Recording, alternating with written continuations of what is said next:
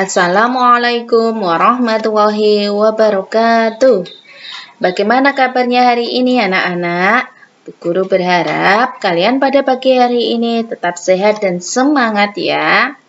Anak-anak, pada pagi hari ini sebelum kita mulai pembelajaran, kita berdoa dulu. Berdoa dimulai. Berdoa selesai. Anak-anak, kita akan mempelajari tema 1, organ gerak hewan dan manusia, subtema 1, organ gerak hewan pada pembelajaran kelima. Dan masih bersama dengan saya, Bu Nur Hayati. Anak-anak, coba perhatikan hewan di bawah ini. Di sini ada hewan kelinci dan siput. Kira-kira alat geraknya apa ya? Ada yang tahu? Iya, betul. Kelinci mempunyai alat gerak berupa kaki dan siput mempunyai alat gerak berupa otot-otot perut. Nah, dari kedua hewan tersebut kita tahu bahwa hewan dikelompokkan menjadi dua. Yang pertama, ada hewan vertebrata. Hewan vertebrata adalah hewan yang memiliki tulang belakang di tubuhnya.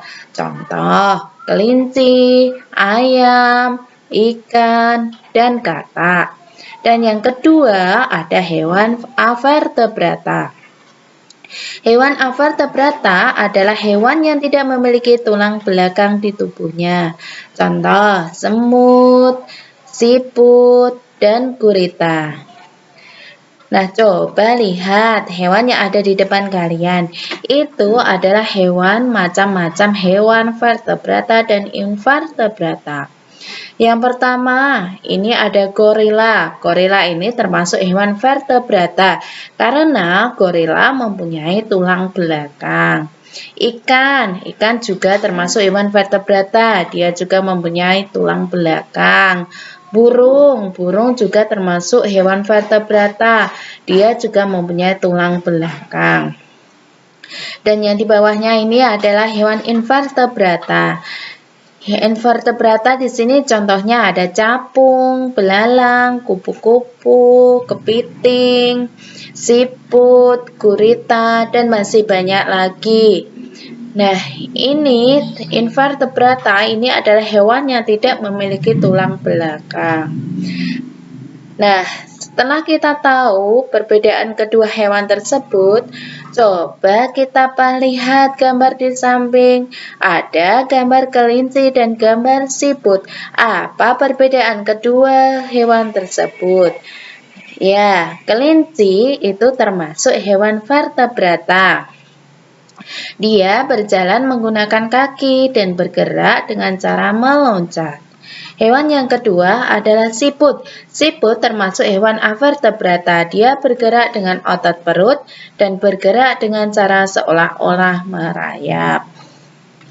Nah, dari kedua hewan tersebut, Bu Guru punya cerita, yaitu siput bukan hewan yang lemah.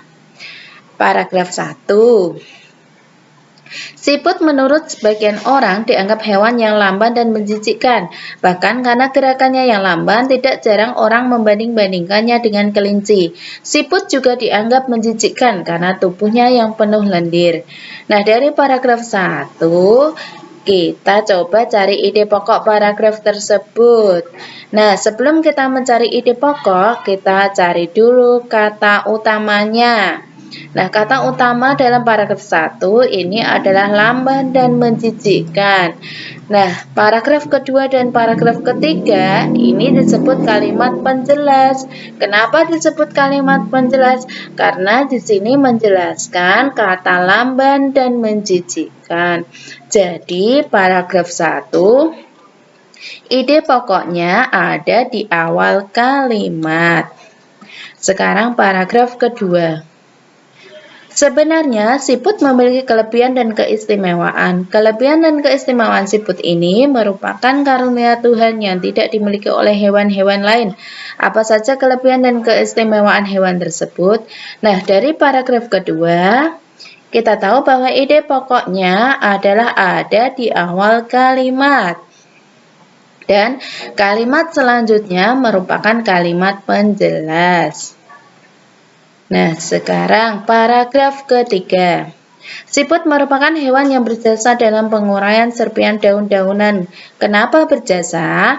Karena siput memakan daun-daunan dan menjadikannya bagian-bagian yang kecil atau serpihan, sehingga mudah diuraikan oleh bakteri pengurai.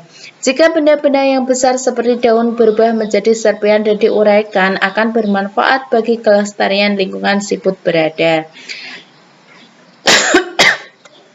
Hasil penguraian yang diawali oleh siput itu akan berfungsi menjadi pupuk alami, sehingga tanah pun menjadi subur. Dari paragraf ketiga, kita tahu bahwa ide pokok paragraf ketiga juga ada di awal kalimat. Sekarang paragraf keempat.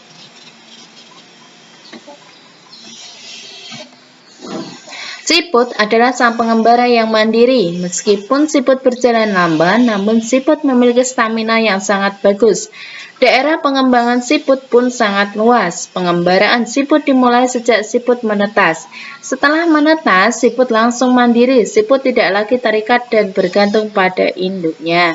Dari paragraf keempat, kita tahu juga bahwa ide pokok paragraf keempat ada di awal kalimat. Nah, paragraf kelima. Siput memiliki pertahanan diri yang baik dalam beradaptasi dengan lingkungan dan mempertahankan diri dari serangan mangsa. Meskipun tubuhnya lunak, namun tubuh siput memiliki lendir. Lendir ini berfungsi sebagai minyak pelumas dan pelindung bagi tubuhnya ketika berjalan di permukaan. Selain itu, siput juga dikarunia Tuhan dengan cangkang. Cangkang ini berfungsi sebagai rumah yang memberikan kenyamanan dan keamanan bagi tubuhnya. Cangkang juga berfungsi sebagai tempat persembunyiannya ketika ia terancam oleh lingkungan atau predator. Nah, dari paragraf kelima, kita tahu juga bahwa ide pokoknya juga berada di awal kalimat. Paragraf keenam.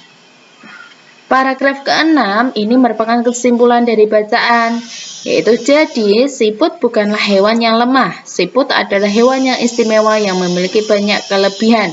Siput diciptakan Tuhan dengan kekurangan sekaligus kelebihan. Begitu juga dengan manusia diciptakan Tuhan dengan kelebihan dan kekurangan.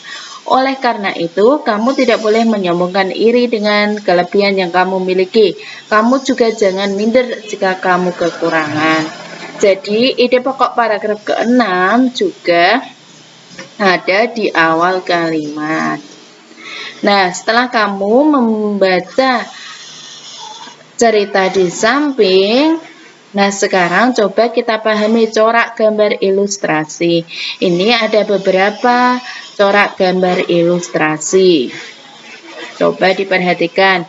Nah, sekarang corak gambar ilustrasi itu ada 4, yaitu gambar realis, karikatur, kartun, dan dekoratif. Gambar realis adalah gambar yang dibuat sesuai kenyataan aslinya.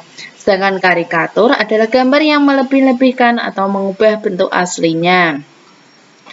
Gambar kartun adalah gambar yang berfungsi menghibur dan berisi humor. Dan dekoratif adalah gambar yang disajikan dengan mengubah bentuk aslinya. Nah, ini contoh gambar realis. Dan ini adalah gambar karikatur, biasanya kepalanya lebih besar. Nah, terus ini kartun, dan ini adalah gambar dekoratif. Nah, sekian pembelajaran pada pagi hari ini. Semoga dapat bermanfaat bagi kita semua. Dan kita akhiri pembelajaran pada pagi hari ini dengan bacaan hamdalah. Alhamdulillahirabbil alamin. Dan dari Bu Guru, wassalamualaikum warahmatullahi wabarakatuh.